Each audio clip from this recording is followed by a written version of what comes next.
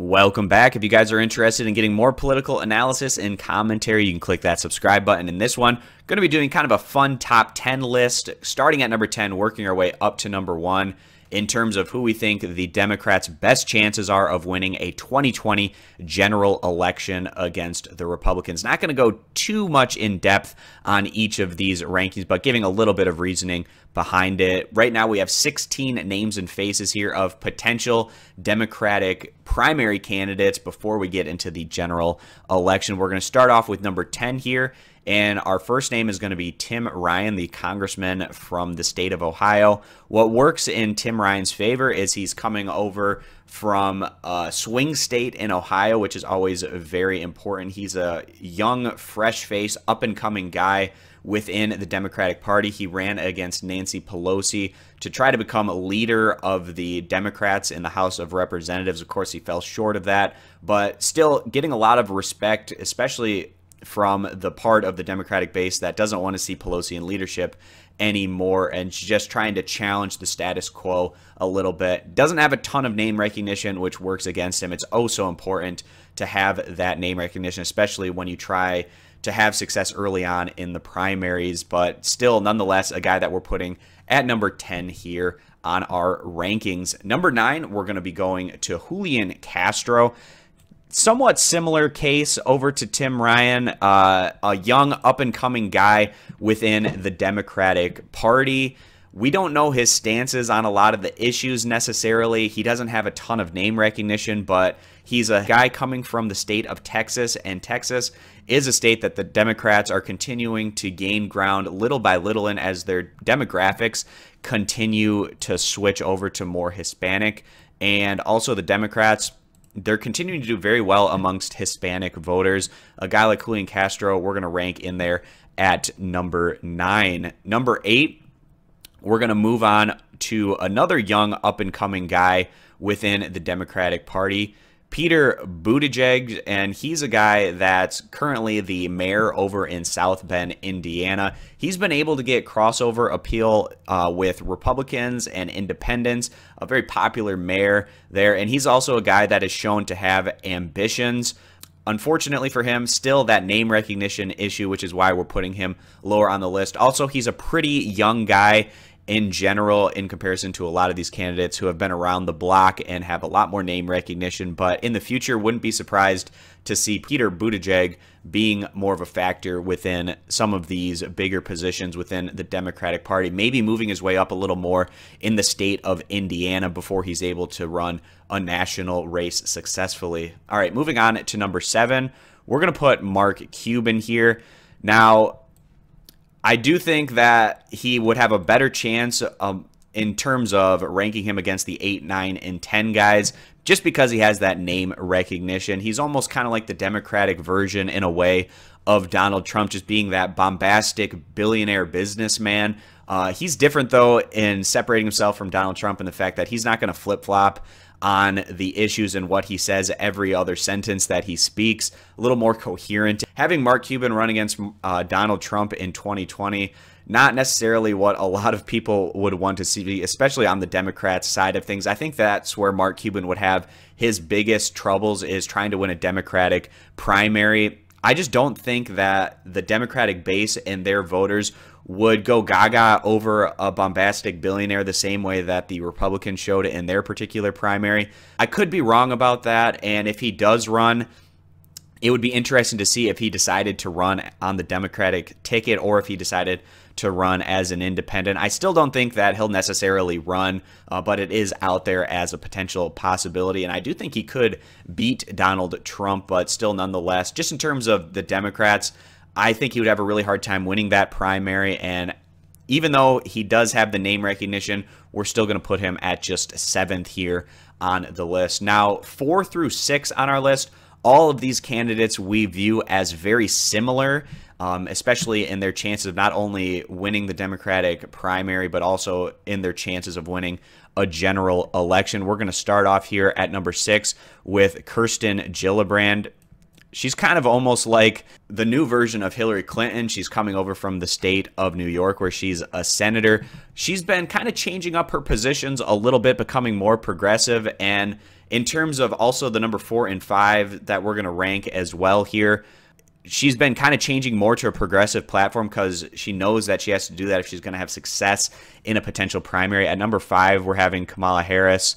And then at number 4, we're going to put Cory Booker. But all of these candidates are relatively young, up-and-coming people within the Democratic Party, all kind of viewed, especially by the progressive base of the party, as, you know, maybe being a little bit too comfortable with Wall Street or corporations, even though all of these candidates have sworn off corporate PAC money, which is basically something you have to do now if you're going to be running for the Democratic primary nomination to become president on their ticket. But still, nonetheless, these particular candidates, what's working in their favor, Kamala Harris coming from California, but that's a pretty safe blue seat. Still one of those candidates that has African-American appeal. We saw that, of course, with Barack Obama in 2008 and 2012. Just tremendous turnout. And any Democratic person that you have in an election is going to get great support from the African-American community. But especially if it's an African-American candidate, they're going to come out even more. And that also works in Cory Booker's favor as well. He also comes from a very safe state in terms of being blue in New Jersey. And then Kirsten Gillibrand, of course, a very safe state that's blue over there in New York. But this is how we rank these candidates. They're all good talkers, young up-and-coming faces in the Democratic Party, but still, we don't think they have that crossover appeal quite enough, especially with the progressive base of the party, to move their way into the top 3. So the next person we have on our list is going to be Elizabeth Warren. She definitely has the progressive base behind her. She's been fighting for consumers against the corporations during her time in the Senate. We're not sure if she's going to run, but definitely if she ran, she would have a great potential chance of going on to winning the Democratic primary. And then, of course, if she went against Donald Trump, a great chance, much more so, of beating him than Hillary Clinton was able to have, because Elizabeth Warren's viewed as a warrior for the blue-collar worker and fighting for workers' rights. That really helps her. Also, not cozy with Wall Street, a big positive, supporting universal health care, a living wage, getting out of perpetual war, all of the things that you'd want to see from a Democratic nominee and candidate. Moving on to our number 2 ranking, we're going to put Joe Biden.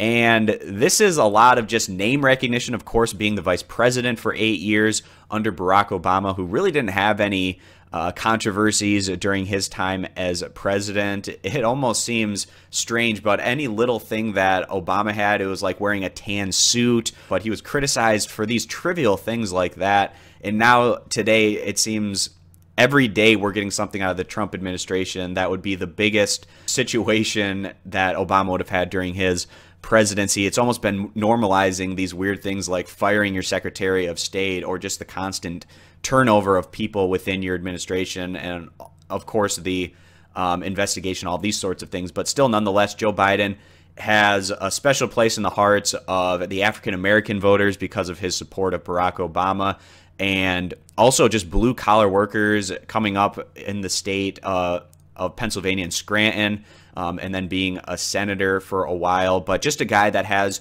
generally high approval ratings. He might not necessarily have quite the same level of love from the progressive wing of the party like Elizabeth Warren might have, but definitely with the moderate Democrats and the establishment Democrats would definitely get behind a guy like Joe Biden. Also, definitely able to get those independent voters, those blue-collar worker voters. Definitely would be a strong candidate on the Democrat side. And then number 1, not a huge surprise, the most popular politician in the U.S., although I'm not sure the establishment Democrats are aware of that. Any poll that ever comes out, Bernie Sanders always has the highest approval rating of any candidate across the spectrum. He's just an uncorrupted guy who's been fighting the same fight for 40 years. You watch a video of him giving a speech now, you compare it to 30 years ago, he's basically giving the same message, trying to fight for workers' rights, a livable wage, universal health care, affordable college, getting out of perpetual war,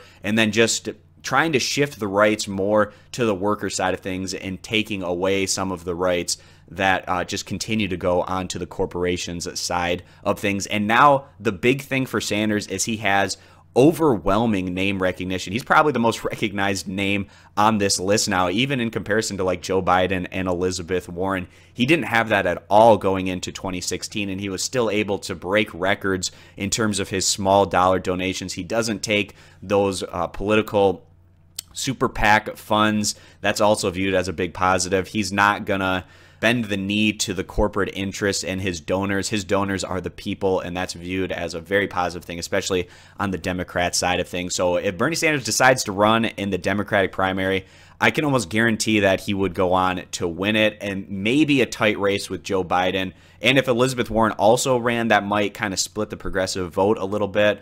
But I don't see Elizabeth Warren necessarily running, especially if Bernie Sanders decides to run, because she knows she would probably have a really tough time beating him, and they would kind of split some of their own voters. So that's another thing to keep in mind here. But this is our ranking here, number 1 through number 10, of who we feel the Democrats' best chances are of beating the Republicans in the 2020 presidential election. If you want to throw a comment down in the comment section, you can definitely go ahead and do that. Just be a little bit civil with what you're saying. They will be moderated to some extent. So thanks, guys, for stopping on in. Again, subscribe for more of this political commentary, and we hope to see you in future videos. Bye.